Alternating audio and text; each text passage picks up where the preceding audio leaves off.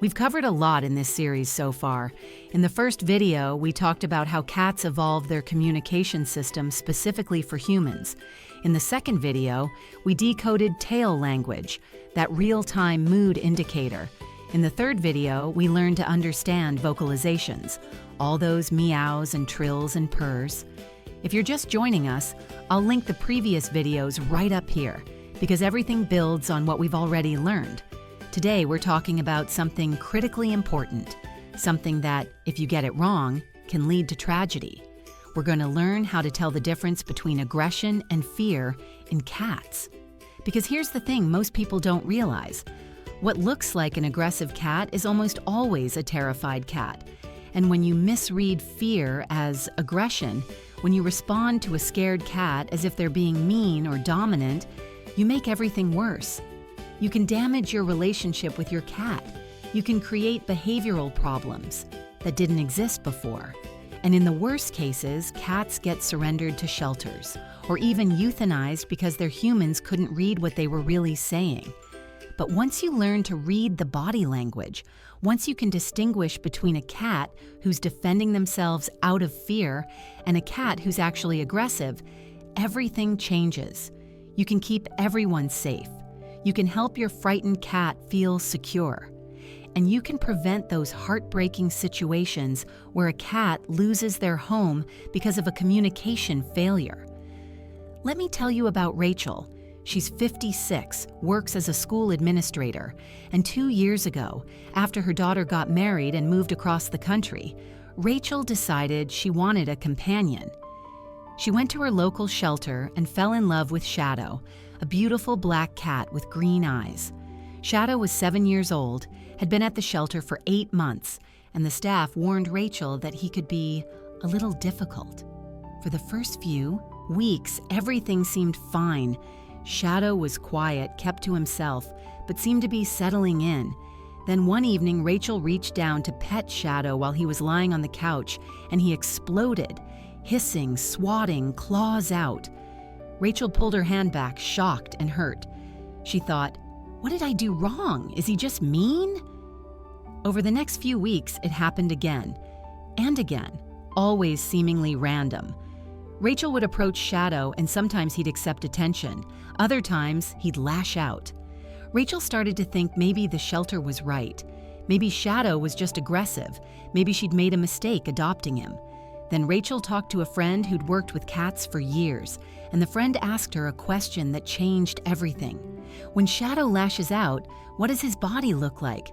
Really look like? Not just that he's swatting, but his whole body, his ears, his eyes, his posture. Rachel started paying attention, and that's when she realized something crucial. Shadow wasn't aggressive. He was terrified. Every time he'd swatted at her, his ears had been flattened back against his head. His pupils had been huge and dilated. His body had been low and tense, not tall and confident. His tail had been tucked or thrashing. Shadow wasn't attacking. He was defending himself because he felt threatened. Once Rachel understood that, everything changed. She stopped approaching Shadow directly. She started letting him come to her. She learned to read his body language for signs of fear and gave him space when he needed it. She created safe spots where Shadow could retreat. And slowly, over months, Shadow started to trust her. The aggressive behavior almost completely disappeared because Rachel had learned to read what Shadow was really saying. He'd been saying, "I'm scared, please don't hurt me." And Rachel had been hearing, "I'm mean." The miscommunication had been creating the very problem it seemed to describe. This is why understanding the difference between fear and aggression is so critical. Most of what people call aggression in cats is actually fear-based defensive behavior, and the response to genuine aggression versus fear-based defense is completely different. Get it wrong, and you make the situation worse. Get it right, and you can help your cat feel safe, which eliminates the behavior. So let's learn to read the signals. Let's start with true aggression, which is actually pretty rare in domestic cats. A truly aggressive cat, one who's offensive rather than defensive, has a very specific body posture. Their body is tall and forward-leaning. They're trying to make themselves look bigger and more threatening. They're moving toward whatever they're aggressive toward, not away from it. Their tail is usually low or thrashing, but it's not tucked. It's active, moving forcefully. Their ears are rotated back, but not completely flattened. They're in that airplane ear position, rotated to the sides. Their pupils might be dilated from arousal, but their eyes are focused and direct. They're staring at their target. Their whiskers are forward and fanned, and they're probably vocalizing, growling, yowling, maybe even screaming. This is offensive aggression. This is a cat who's decided to attack rather than retreat. This is rare. You might see it in territorial disputes between cats, in predatory aggression toward prey, or in redirected aggression when a cat is aroused by something they can't reach and attacks whatever's nearby. But in most household situations, with most cats, what you're seeing isn't this. What you're seeing is fear. A fearful cat, one who's defensive rather than offensive, looks completely different. Their body is low and trying to be small. They're trying to make themselves less of a target. They're often crouched or pressed against a wall or furniture. They're trying to retreat, not advance. If they can't retreat, they freeze or they defend. Their ears are completely flattened, back against their head, making the head look smaller and rounder. Their pupils are hugely dilated, sometimes taking up almost the entire eye. This is a fear response, trying to take in as much visual information as possible to assess the threat. Their whiskers are pulled back against their face. Their tail is either tucked tightly against their body or thrashing in agitation. And here's the key difference. They might hiss, spit, or swat, but they're doing it while trying to make themselves smaller and while trying to get away. This is defensive aggression. This is a cat saying, "I'm terrified. I feel trapped. I will defend myself if I have to. But what I really want is to escape." This is what Rachel was seeing in Shadow. He wasn't being mean. He was being terrified and protecting himself. Let me tell you about another cat owner, Susan. She's 62, recently widowed, and she adopted 2 cats, Rosie and Lily, to keep each other company while Susan was at work. The cats got along fine for about a month. Then one day, Susan came home to find Rosie hunched in the corner, hissing. Lily was nearby, also hissing. They'd clearly had some kind of conflict. Susan's first thought was that one of them was being aggressive, starting fights. She thought maybe she'd have to separate them permanently or even rehome one. But then she looked closer at their body language. Both cats were displaying fear, not aggression. Both had flattened ears. Both had dilated pupils. Both were trying to make themselves small. Both were facing each other but not advancing. What had happened? Susan eventually figured it out. There'd been a loud noise outside, probably a car backfiring or construction. Both cats had been startled badly. In their fear and arousal, they'd seen each other and perceived each other as threats. This is called redirected aggression, and it's rooted in fear, not true aggression. Susan separated them calmly, gave them each time to calm down in separate rooms, and then reintroduced them slowly over the next few days. Within a week, they were fine again. If Susan had interpreted their behavior as one cat being aggressive toward the other, if she'd punished one or tried to force them together immediately, she would have made things much worse. But because she recognized fear, she responded appropriately. Now let's talk about the body language signals in more detail so you can read them accurately. We'll start with the ears, because ears are one of the clearest indicators of emotional state, and they're easy to see even from a distance. Forward-facing ears indicate attention, interest, confidence. This is a neutral to positive emotional state. Your cat is paying attention to something but not feeling threatened. Ears that are swiveled to the side, rotated outward, what we call airplane ears, indicate uncertainty, mild fear, or offensive aggression. The cat is monitoring multiple directions, staying alert to threats. Ears that are completely flattened back against the head indicate intense fear or defensive aggression. The cat is trying to protect their ears from injury and make their head a smaller target. Here's the key. Airplane ears can mean multiple things depending on the rest of the body. With a tall, forward-leaning body, airplane ears might be offensive aggression. With a low, crouched body, airplane ears are transitioning into fear. But flattened ears almost always mean fear.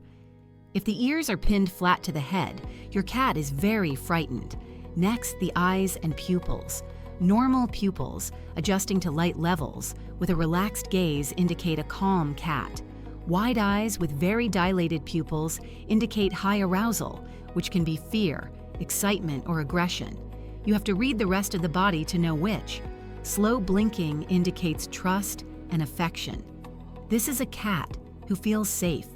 A hard stare with normal or constricted pupils can indicate focus, predatory behavior, or a challenge to another cat. Rachel. Learn to watch Shadow's pupils.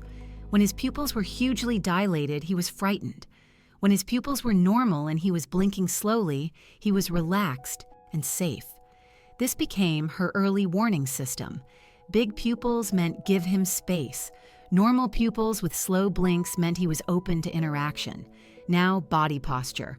A relaxed body, either lying down comfortably or standing in a neutral position with weight evenly distributed, indicates a calm cat. A tall body standing upright with an arched back, fur standing up, indicates a cat trying to look bigger. This can be offensive aggression or intense fear, trying to look intimidating. The difference is whether the cat is moving forward or staying stationary or backing up. A low body crouched close to the ground indicates a cat trying to be small and non-threatening. This is fear. A cat lying on their back with belly exposed can mean trust and relaxation, or it can mean defensive posture. Look at the rest of the body. Are they relaxed with soft paws? That's trust. Are they tense with claws out? That's defense. Susan learned this the hard way with Rosie. One day, Rosie rolled over and showed her belly.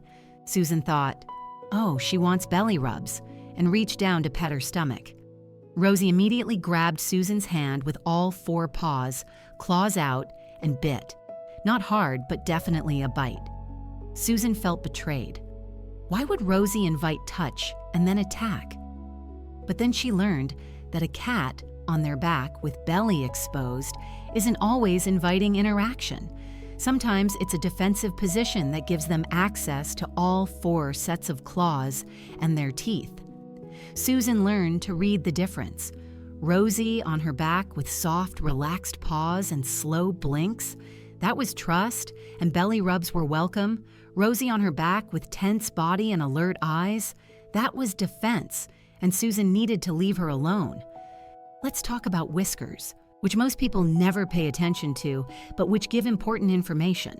Relaxed whiskers, extending naturally from the face, indicate a calm cat.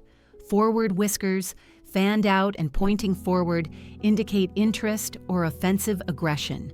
The cat is gathering sensory information or preparing to engage. Pulled back whiskers, pressed against the face, indicate fear. The cat is making their face smaller and protecting their whiskers. And then there's the overall behavior. Is your cat approaching or retreating? A cat moving towards something, even if they're vocalizing, is showing confidence or offensive behavior. A cat backing up, freezing, or trying to hide is showing fear. Is your cat's fur smooth or puffed up? Smooth fur indicates normal emotional state. Puffed fur, piloerection, indicates the cat is trying to look bigger, which happens in both fear and aggression. Let me tell you about another situation that taught a cat owner this critical distinction. Margaret is 65, lives alone, and has a cat named Felix. Margaret's adult son brought his toddler grandson to visit. The little boy, 2 years old, saw Felix and ran toward him, arms out, squealing with excitement. Felix's tail puffed up, his back arched. He hissed. Margaret's son said, "That cat is aggressive. He shouldn't be around kids." Margaret's first instinct was to defend Felix, but she didn't know how to articulate what she was seeing. She just knew Felix wasn't being mean. Then Margaret learned to read body language, and she could finally explain it. Felix wasn't being aggressive. His body was low and backing up, not tall and advancing. His ears were flattened, not just rotated. His pupils were huge.